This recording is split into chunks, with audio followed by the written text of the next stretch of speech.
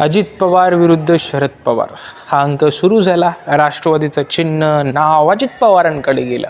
जवळपास 42 आमदारांची साथ अजित पवारांकडे गेली. लोकसभेत उतरले. बारामतीचा गडसुद्धा गेला आणि महाराष्ट्रात खासदार निवडून आला एक. आणि विधानसभेत काय होणार असा शंका वर्तवली गेली. मात्र हे सगळं बाजूला ठेवलं तर त्यांच्याच राष्ट्रवादीचे दिग्गज नेत्यांचा यंदा पराभव होऊ शकतो. पराभवाच्या छत्रछायेखाली आहेत ते. निगेटिव्ह सर्वे म्हणा, नाराजी म्हणा, काही म्हणा, हे 4 मंत्री त्यांचं मंत्रिपद सोडा, जिंकून येणंसुद्धा कठीण आहे. कोणकोणते मंत्री आहेत ते सुरुवात करूयात. जळगावच्या अंमळनेरपासून अनिल पाटील पहिल्यांदाच आमदार झाले. काटावर जिंकून आले होते. भाजपच्या शिरीष चौधरी यांच्यापासून फक्त 3-3.5 हजार मतांनी विजयी झाले. यंदा तिरंगी लढतीत फटका बसणारे निश्चित आहे.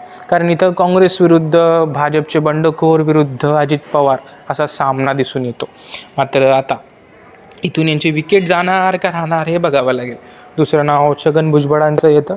छगन भुजबळ किती पाण्यात आहेत आणि किती वरती आहेत हे कोणाला सांगता येणार नाही.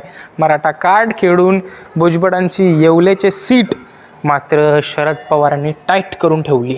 आता जिंकतात का आपल्या राजकारणाला संपवतात हेच बघावं लागेल. तिसरं नाव येतं ते म्हणजे अजित पवारांचे जवळ असलेले, शरद पवारांच्या जवळ असलेले दिलीप वळसे पाटील. पाडा पाडा पाडा, वळसे पाटलांना पाडा. आणि शरद पवारांची ही एक भाषणातली वाक्य किती खरं ठरतं हे बघावं लागेल.